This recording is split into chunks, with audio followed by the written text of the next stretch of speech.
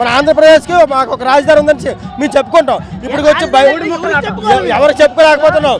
ఏది మీ రాజధాని ఏదంటే మాకు చెప్పుకోలేకపోతున్నాం. సిగ్గేస్తుంది మాకు అసలు.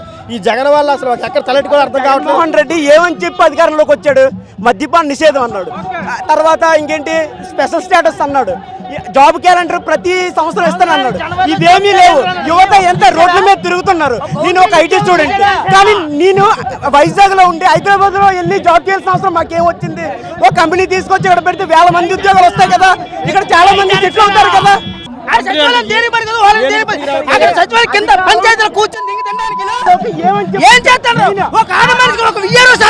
అతను ఇచ్చిన హామీలు అతను నెరవేర్చాడా లేదా? అతను ఇచ్చిన హామీలు నెరవేర్చాడా లేదా అది చూసుకోండి.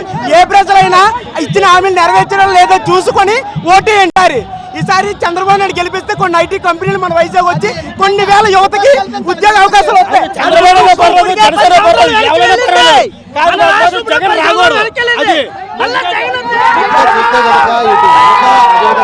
రైతాంగం కూడా పూర్తిగా ఈ రోజు